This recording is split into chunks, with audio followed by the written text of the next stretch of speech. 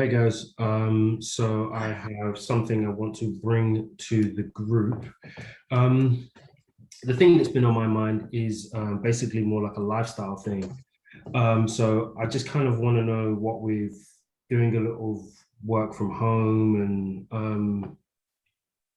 and just like a changing landscape with regards to how I work anyway.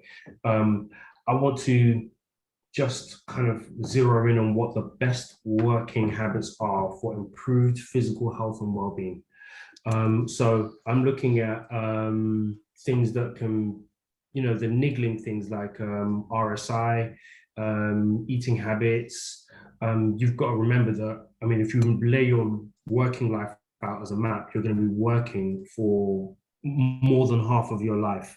And the habits that you get into while you are working for that period can literally physically change you for the better or for the worse.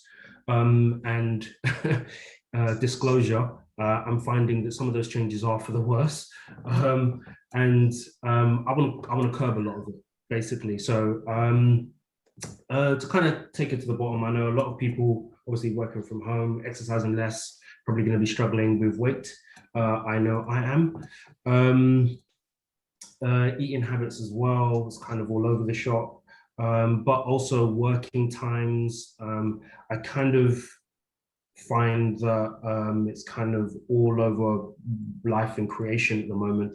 And I'm having a bit of trouble disconnecting and setting up good routines. So basically, long story short, if you guys can help me come up with what some of the issues might be with regards to physical health, as well as general well-being, mental health as well, and some of the issues that can come around from poor habits around work. That's a lot. For sure. But to take that to the bottom, as to already expand on what you said, is that actually sometimes you're cutting your life expectancy down because you're actually just not moving in the way that our bodies are designed to move on a day-to-day basis. Like just by hunching. So when you were talking, I've had to remind myself over the last week that I hunch a lot and I will end up with a humpback. And I don't want that. So I sit now really straight, or try to. But yeah, because that's your whole body, your whole posture is your spine, it's everything. Like you're affecting your ability to move at a later age. It's so hard. You realise we're not even really built to sit on chairs. Like there's health benefits to sitting on the floor and being able to get off the floor. And I think it's a tell of life expectancy with your ability to easily get off the floor.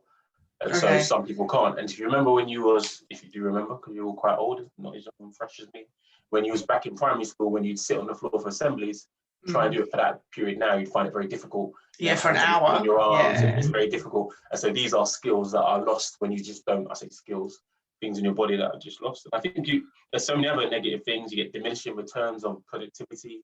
You can get to bad habits that make it hard for you to have a productive mind for the duration of time you're working. And so as your yield gets less, you're having to work longer hours to get the same results. And where you need the results, you end up sitting sometimes in front of a screen, which again has its own negative stuff, not getting the most productive time out of it. And that's a really bad one. Yeah, it's bad. If you're going to be at work, at least be working. And when you're not working, you should be able to do something else, which I think should be one of the benefits of working from home if you can do it right. But I feel like you can get into a malaise where you don't even do that anymore. Yeah. And one of the things with behind the screen. One of the things with this is that there's no one size fits all. So you try different things, and this doesn't work, that doesn't work, and I guess it depends on what you're willing to stick to, but and what you're willing to make a good habit and sustain that good habit. But yeah, you're right though, because that's sometimes seasonal as well. Like with the weather changes, you're less likely to go out. We've been walking quite a bit, and then it's raining, and then you're like, oh, we won't go out this week, and you've done 30,000 less steps in a week than you would have, and that's significant just because it's raining. So it is hard and then it's hard to stay on top of it when your external environment is changing, and when Yeah. stress at work is changing, it's hard to stay on top of that. A lot of stuff that's out of your control with all the best intentions in mind. Yeah. And Yeah, for sure. to continue the theme of doom and gloom, I think RSI is very, very underrated. You know, you can end up with problems in your hips, legs, not to really kind of age us at the moment, Yeah. but your wrists as well. And this stuff, it does build up and it can break you down over time. I think that is sufficiently doomy and sufficiently gloomy. So what are some potential healthy working habits for improved physical health and well-being, as well as mental health, I guess, and well-being there, but just improved health in general? Actually, do you know, like, over lockdown, my mental health hasn't been great, but my physical health has gotten better.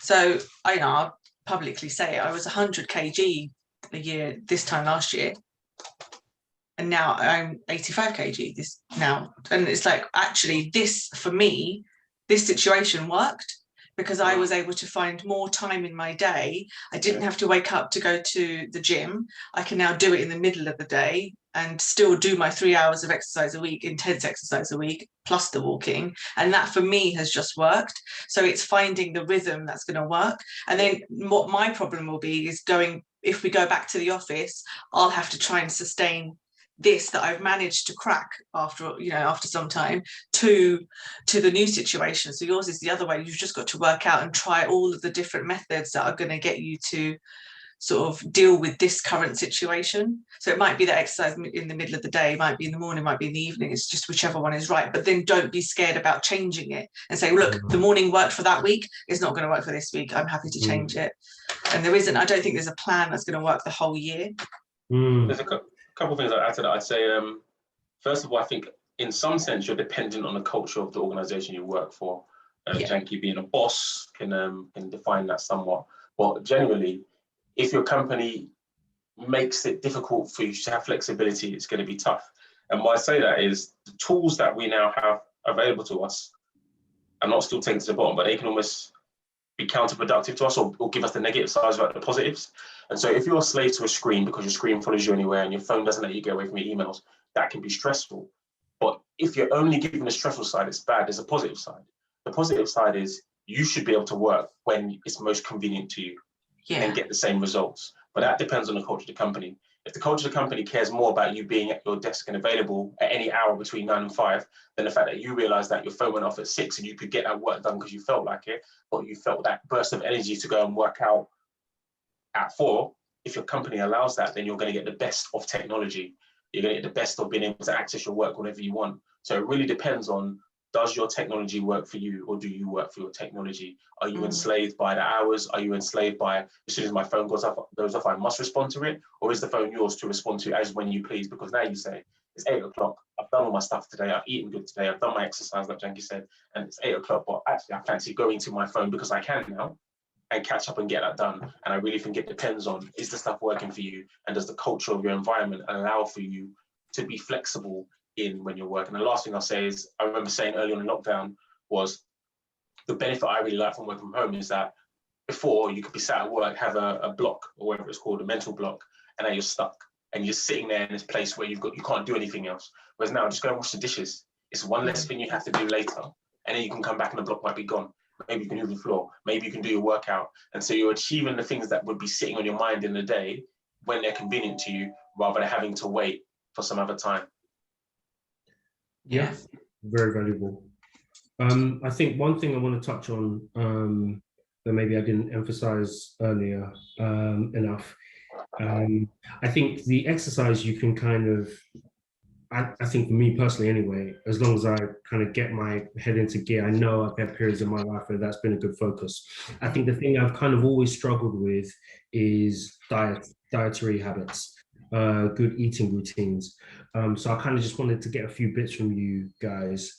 Maybe some hacks. I know Deola mentioned smoothies before. Like, what are some I know you can't just hack your way through these things, but what are some good bits of advice that you guys can give for someone who is gaining weight? Gaining weight professionally. Yeah. Actually, if someone had said to me 2 years ago, there's going to be a period of your life where you're not allowed to leave the house, and I would have said, I'm going to put on weight, 100%. Just the character I am. I like to eat. It's a social thing for me as well.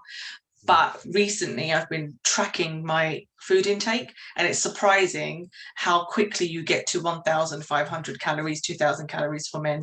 It's really surprising.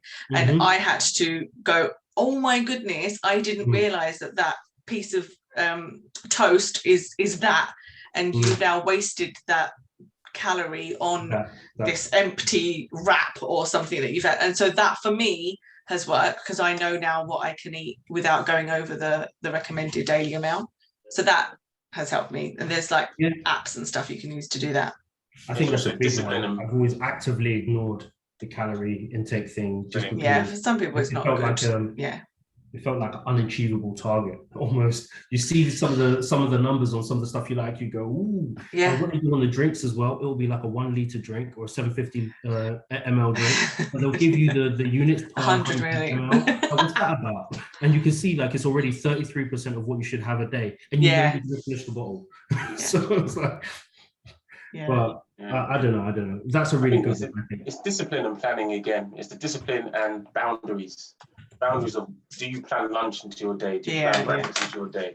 Everybody's different, so none of us are meal planners. So I can't say what to eat and when. But for you, when you recognize what works for your body, do you make sure that's something that is a part of your day?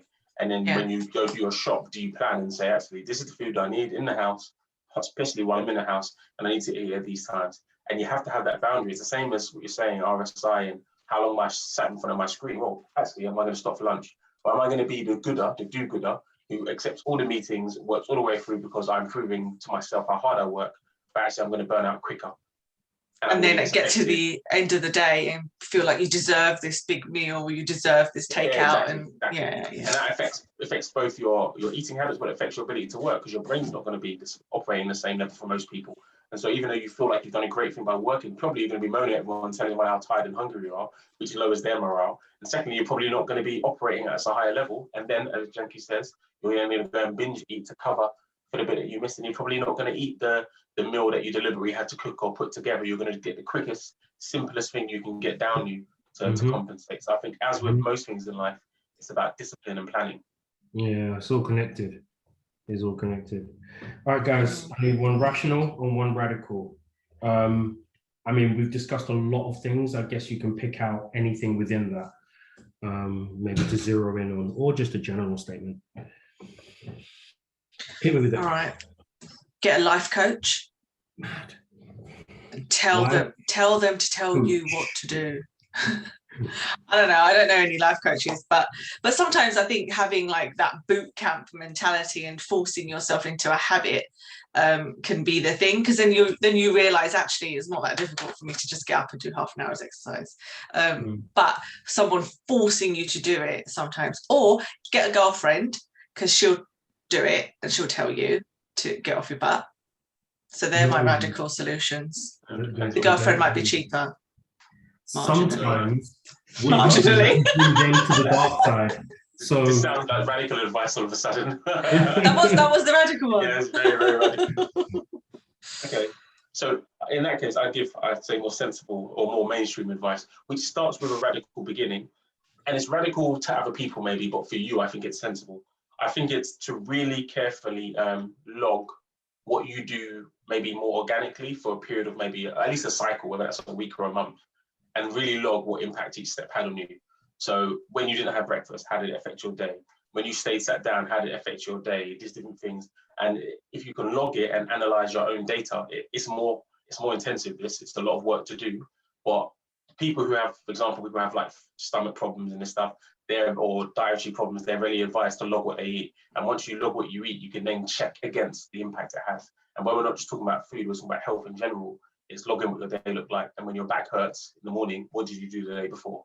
When you don't feel sharp in the morning, what did you drink? Did the coffee keep you awake? And it's like logging and knowing what is having an impact on you, and then fine tuning it until you're able to to perform at a high level. Yeah, I like those bits of advice, and I think it's funny, Deola, that you say it might seem like radical advice, but quite reasonable for me. I see that as actually very, very reasonable advice. I think it's radical to other people, because if you're working within a team, saying I'm just going to do what I feel works for me for a month and track how it goes, that might not always vibe with everybody else. But if it as an individual, of course, that's perfect. But just like anything, like it's like being in a relationship, saying I'm just going to do what I want to do for a while and see how it works for me. To the other person, is like, okay, that's nice, but I like that you want to put ice on the bed, but I'm here too, kind of thing. So it's like, I mean, you should try it, but ultimately, it's The funny thing, actually, again, about what Jankee is saying is I've often found that with your solution, I end up bringing people to the dark side.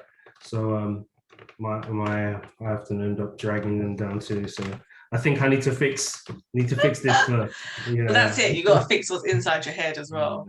There's a whole load of overweight women who used to be supermodels before they met Charlie. Is that what you're saying?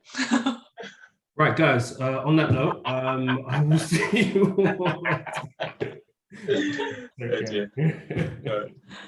Bye.